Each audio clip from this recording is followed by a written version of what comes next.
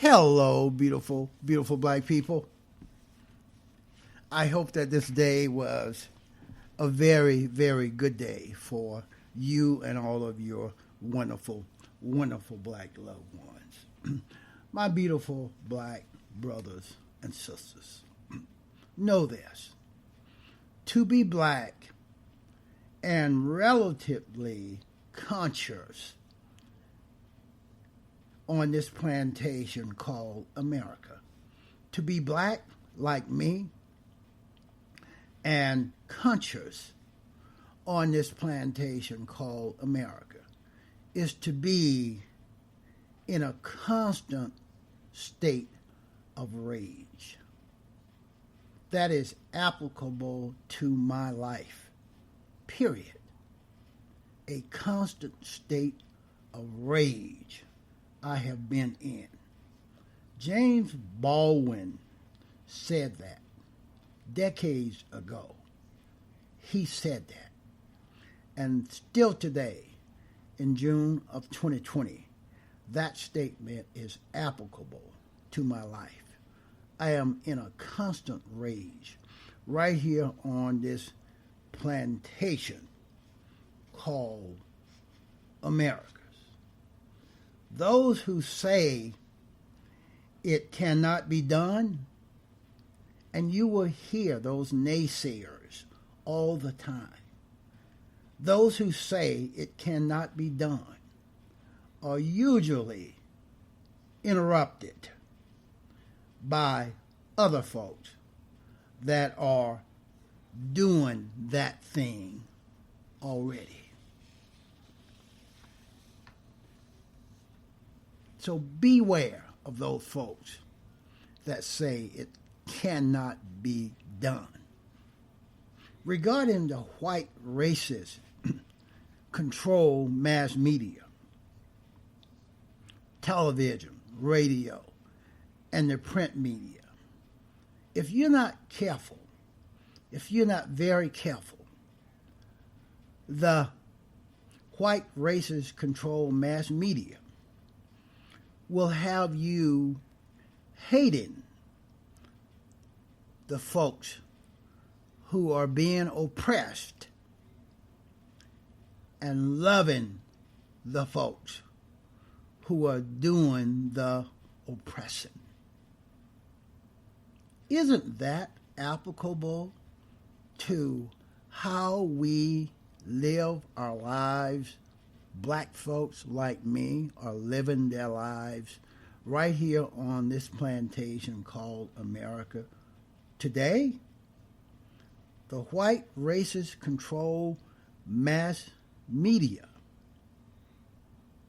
be it television, radio, print, etc., etc., they have convinced the majority of white folks, Asian folks, and some Latino folks that they should hate black folks who have been oppressed on this plantation called America since the inception of this plantation called America. They have socially engineered white folks to hate us, black folks, that are being oppressed. And these same white folks that hate us love those white folks in the mass media, in politics, in the White Boy House, in the U.S. Congress, in the U.S. Senate, in the state houses. They love those white folks who are doing the oppressing, who are oppressing black folks. Think about that, my beautiful, intelligent black brothers and sisters. Be very careful of who you believe and who you allow to get into your mind. It is hard to imagine a more stupid or more dangerous way of making decisions than by putting those decisions in the hands of white folks who pay no price for being wrong. Isn't that what the position that Trump is in, the Republican Party is in? More stupidity from voters have created this very dangerous way of making decisions by putting those decisions that impact me, that impact you, my beautiful, intelligent black brothers and sisters, in the hands of white folks like Trump, like Mitch McConnell, like Devin Nunes, like the governor of South Dakota, the governor of Iowa, the governor of Nebraska, the governor of Indiana, the governor of Georgia, the governor of Florida, the governor of South Carolina. Those folks are idiots. They are white folks. And they have paid no price for being wrong. Trump is wrong anytime that his lips are moving.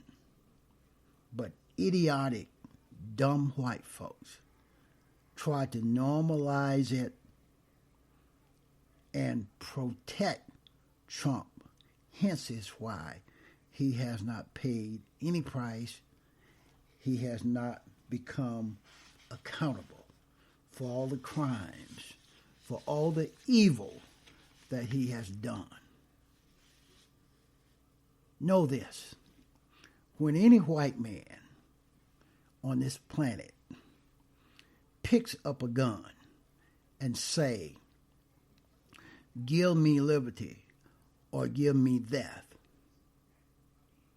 the entire white world will applaud that white boy. But when a black man say exactly the same thing, word for word, verbatim, that black man is judged as a criminal,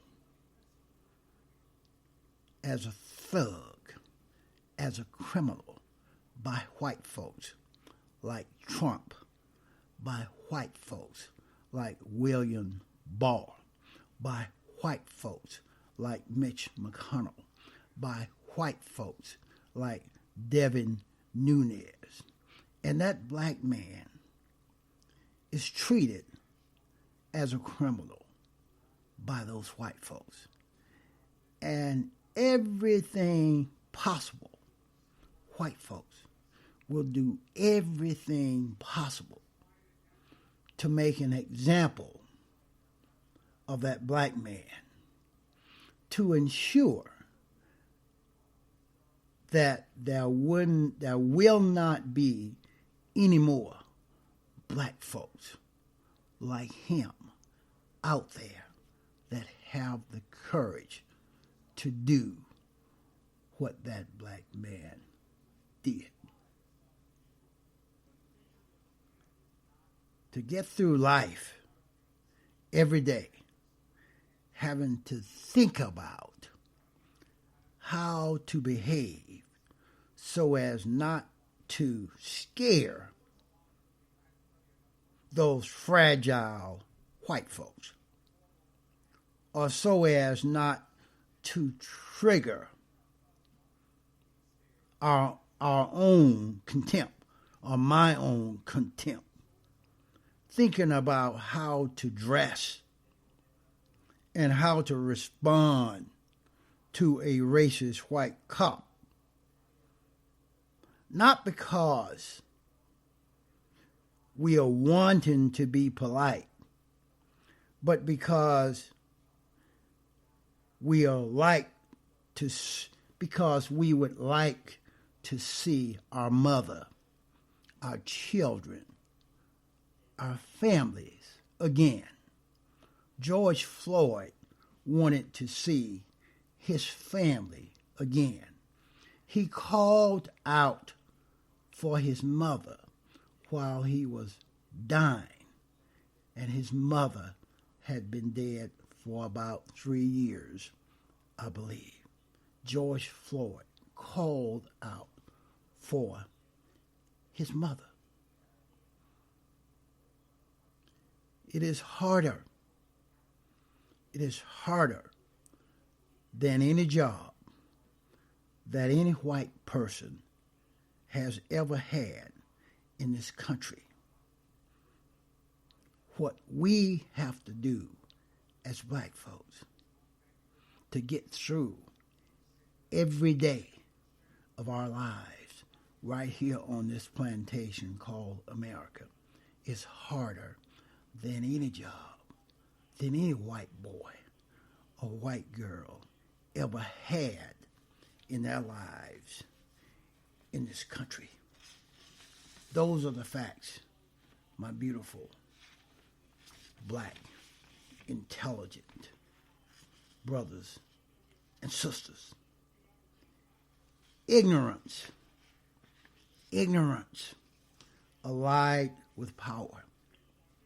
Isn't that what we have in the white boy house? Isn't that what we have in the Republican Party? We have ignorance aligned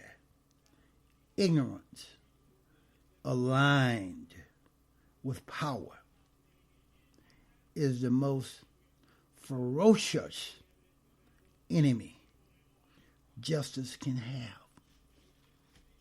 Ignorance aligned with power is the most ferocious enemy justice can have.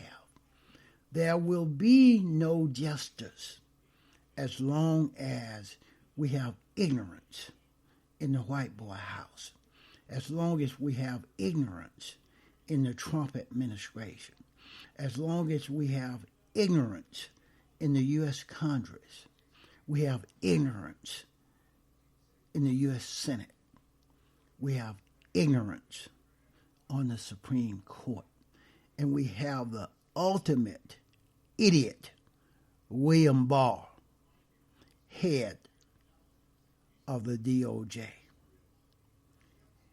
They have become the most ferocious enemy that justice can have. Justice will never be served as long as ignorance is aligned with power.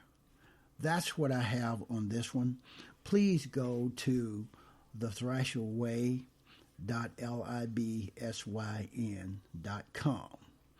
There you will have access to what I do.